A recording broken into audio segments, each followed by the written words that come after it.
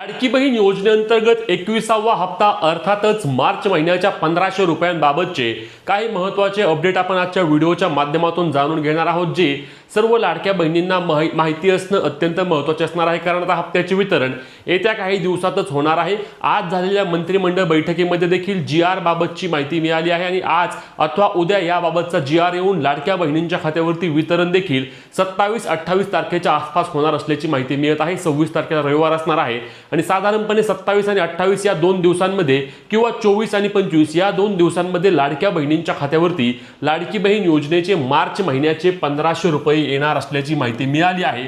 पण यामध्ये अजून एक महत्त्वाचे अपडेट म्हणजे लाडकी बहीण योजनेमधील नक्की किती महिला अपात्र झालेल्या आहेत, किती महिलांची ई-KYC बाकी असल्यामुळे अपात्र झाल्या आहेत, किती महिलांची छाननी प्रक्रिया झाली आहे, अशी सर्व महत्त्वाची माहिती समोर आली आहे। आणि या माहितीमुळे लाडकी बहीण योजनेचा पुढचा हप्ता तुम्हाला मिळणार आहे का नाही हे देखील क्लिअर होणार आहे। त्यासोबत लाडकी बहीण योजनेच्या नवीन ई-KYC बाबत देखील काही चर्चा झाली का हे देखील आपण सविस्तर पाहणार आहोत। व्हिडिओ सुरू करायच्या आधी आणि मुद्द्यावर जायच्या आधी लाडक्या बहिणींना पुन्हा एकदा विनंती करतो की लाडकी बहीण योजनेमध्ये अजूनही तुम्ही तुमची ई-KYC दुरुस्ती केली नसल्यास शेवटचे काही दिवस उरले आहेत। लक्षात घ्या, 30 एप्रिल या दिवसानंतर लाडकी बहीण योजनेमध्ये ई-KYC दुरुस्ती परत कधीही होऊ शकणार नाही।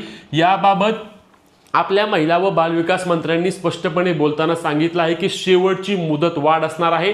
यानंतर कोणत्याही प्रकारे लाडक्या बहिणींना ज्यांची ई-KYC चुकली आहे म्हणून पैसे बंद झाले असतील त्यांना ई-KYC साठी मुदत वाढ मिळणार नाही।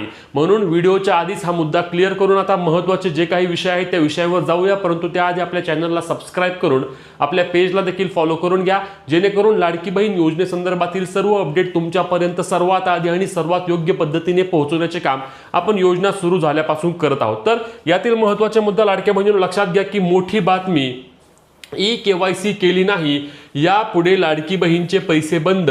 14 लाख महिलांची ई-KYC राहिली आणि उत्पन्न 2.5 लाखांपेक्षा कमी त्यांनाच लाभ, अशा महत्त्वाच्या मुद्द्यानुसार असणाऱ्या या बातमीमध्ये स्पष्टपणे सांगितलं आहे की लाडकी बहीण योजनेमध्ये जवळपास 14 लाख अशा महिला आहेत की ज्यांची ई-KYC राहून गेली आणि म्हणून त्यांना योजनेतून त्या ठिकाणी अपात्र करण्यात आले आहे किंवा त्यांचे योजनेचे पैसे हे थांबले आहेत। नोव्हेंबर, डिसेंबर, जानेवारी, फेब्रुवारी 4 महिन्यांतर्गत 1500 रुपयांप्रमाणे 6000 रुपये अशा महिलांना मिळाले नाहीत आणि यापुढे देखील त्यांना योजनेचे पैसे येणार नाहीत, कारण ई-KYC नवीन बाबत मंत्रिमंडळ बैठकीमध्ये देखील कोणत्याही प्रकारचा निर्णय झाला नाही।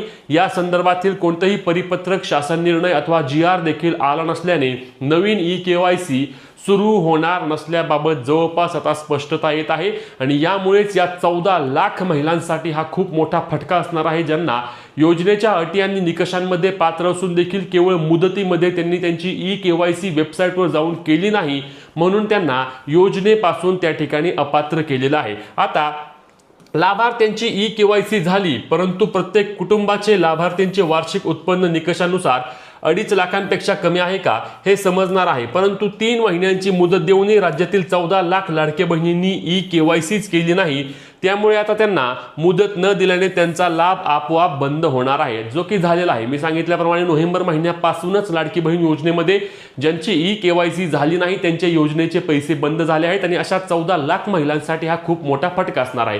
दुसरा मुद्दा म्हणजे लाडकी बहीण योजनेची सध्याची परिस्थिती किंवा स्थिती काय असणार आहे तर लक्षात घ्या, सुरुवातीच्या काळामध्ये या योजनेमध्ये जवळपास 2.57 कोटी एवढ्या महिला लाडकी बहीण योजनेसाठी पात्र होत्या। जेव्हा लाडकी बहीण योजनेची घोषणा झाली होती तेव्हा आपल्या महिला व बालविकास मंत्र्यांच्या वतीने एक गोष्ट स्पष्ट करण्यात आली होती की यामध्ये सरकारच्या वतीने 2.5 कोटी महिलांचे टार्गेट ठेवले होते की लाडकी बहीण योजनेसाठी राज्यातील 2.5 कोटी महिला या पात्र ठरतील, परंतु याचा आकडा हा वाढत गेला होता आणि सुरुवातीच्या काळात 2.57 कोटी म्हणजे 2,57,00,000 महिलांना त्या ठिकाणी लाडकी बहीण योजनेसाठी सुरुवातीचे हप्ते मिळाले होते।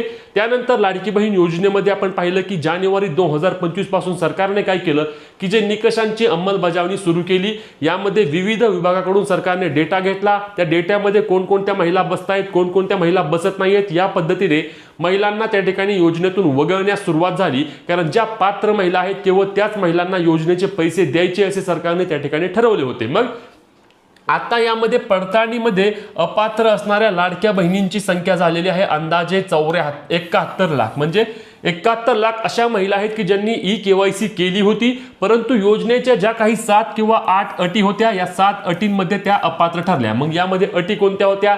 तर यामध्ये सर्वात महत्त्वाचं म्हणजे तुमच्या कुटुंबाचे वार्षिक उत्पन्न 2.5 लाखांपेक्षा कमी असणे आवश्यक होतं. तुमच्या कुटुंबामध्ये कोणाकडेही 4 चाकी वाहन नसावे हे देखील आवश्यक होतं. त्यासोबत तुमच्या कुटुंबामध्ये कोणतीही व्यक्ती टॅक्स भरणारी नसावी. तुमच्या कुटुंबामध्ये कोणत्याही व्यक्ती सरकारी नोकरीला नसावा अथवा पेन्शन घेणारा नसावा. त्यासोबतच तुमच्या कुटुंबामध्ये आमदार, खासदार किंवा माजी जिल्हा परिषद सदस्य असं कोणीही नसावं, अशा पद्धतीच्या अटी होत्या. त्यातील अजून एक महत्त्वाची अट म्हणजे एका रेशनिंग कार्डवरील जास्तीत जास्त 2 महिला, त्यातही एक विवाहित आणि एक अविवाहित, या पद्धतीने लाडकी बहीण योजनेमध्ये पात्र आणि अपात्र महिलांचं त्या ठिकाणी सरकारने ठरवलं. आणि ज्यामध्ये ज्या अपात्र झाल्या त्या महिलांचा आकडा जवळपास 71 लाखांवरती आहे.